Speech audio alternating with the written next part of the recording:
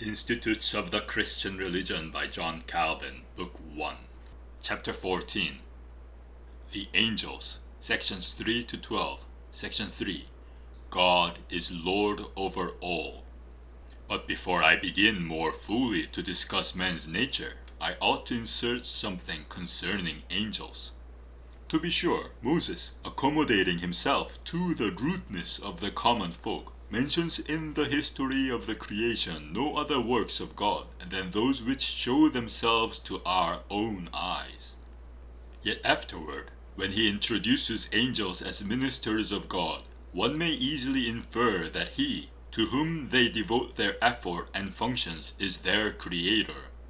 Although Moses, speaking after the manner of the common people, did not in laying down basic principles immediately reckon the angels among God's creatures, yet nothing prevents us from conveying plainly and explicitly what Scripture elsewhere repeatedly teaches concerning them. For if we desire to recognize God from His works, we ought by no means to overlook such an illustrious and noble example. Besides, this part of doctrine is very necessary to refute many errors. The preeminence of the angelic nature has so overwhelmed the minds of many that they think the angels wronged. If subjected to the authority of the one God, they are, as it were, forced into their own rank. For this reason, divinity was falsely attributed to them. Also, Mani, with his sect, arose, fashioning for himself two principles, God and the devil. To God he attributed the origin of good things, but evil natures he referred to the devil as their author.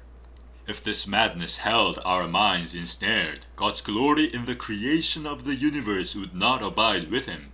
For since nothing is more characteristic of God than eternity and self-existence, that is, existence of himself, so to speak, do not those who attribute this to the devil in a sense adorn him with the title of divinity?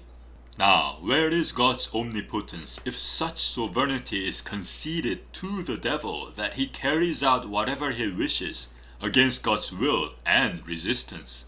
The Manichees have only one foundation, that it is wrong to ascribe to the good God the creation of any evil thing. This does not in the slightest degree harm the Orthodox faith, which does not admit that any evil nature exists in the whole universe. For the depravity and malice both of man and of the devil, or the sins that arise therefrom, do not spring from nature, but rather from the corruption of nature. And from the beginning nothing at all has existed in which God has not put forth an example both of his wisdom and of his righteousness. Therefore, in order to meet these perverse falsehoods, it is necessary to lift up our minds higher than our eyes can reach. It is probably for this purpose that in the Nicene Creed, where God is called the Creator of all things, invisible things are expressly mentioned. Nevertheless, we will take care to keep to the measure which the rule of godliness prescribes, that our readers may not, by speculating more deeply than is expedient, wander away from simplicity of faith.